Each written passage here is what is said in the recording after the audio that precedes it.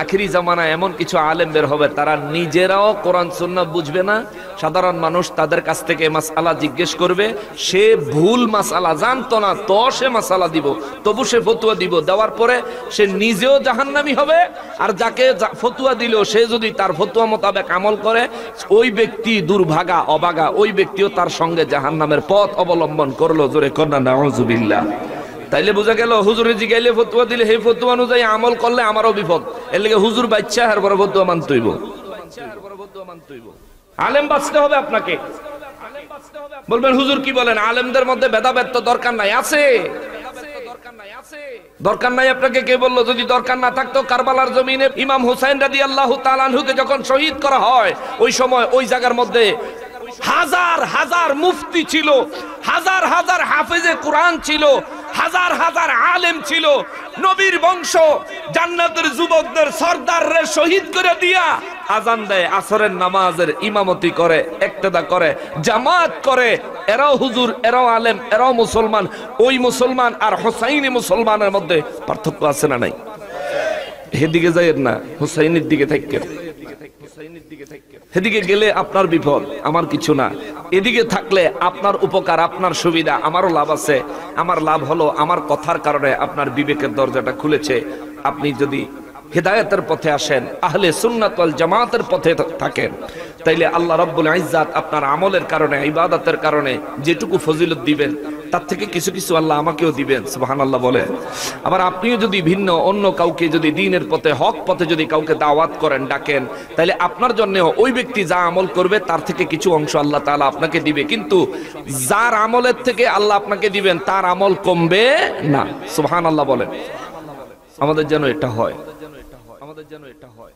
মুসলমান মুআজ্জাজ মুকাররম, মৃত্যুবরণ সবাইকেই করতে হবে, মওতের জন্য তৈয়ার হন। আমি বয়ানের মধ্যে একটা কথা বলে গেছি, সিরিয়াসলি নিছেন কিনা জানি না। ঘরে বাবার কথা না শুনলে বাবার ঘরে বাবায় জায়গা দেয় না। বাবার কথা, মায়ের কথা ঘরে অমান্য করলে মা বাবায় মাঝে মধ্যে সন্তানের খাবার বন্ধ করে দেয়, ঠিক না? কথা শুনতি না, যাক আজকে খাওন বন্ধ, যা। আগেরকার সময় এগুলো হইতো, যার কারণে ফলাফল মানুষ থাকতো, সোজা থাকতো। এখনকার ছেলে পেলেরাও মা বাবার কথা শুনতে চায় না। মা বাবা তাদেরকে শাসন করতে গেলে উল্টা বেয়াদবি করে বসে, মা বাপ ভয় পায়। আগে মা বাপ বাচ্চাদেরকে শাসন করতো, বাচ্চারা মা বাবার জমের মতন ভয় পাইতো, ভালোবাসতো, ভয়ও পাইতো। কিন্তু এখনকার সময় মা বাপ ভয় পায় যে তারে যদি শাসন করি তে নিয়ে আবার আমার বেইজ্জতি করে ছেড়ে দেয়, ঠিক কিনা বলেন?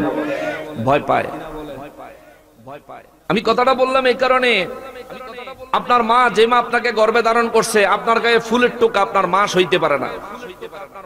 বাড়িতে পুলিশ আসলে আপনার মা কয় পুলিশ অফিসাররে যে আমার ফুল আরে দিয়ে যান, আমারে লয়ে যান।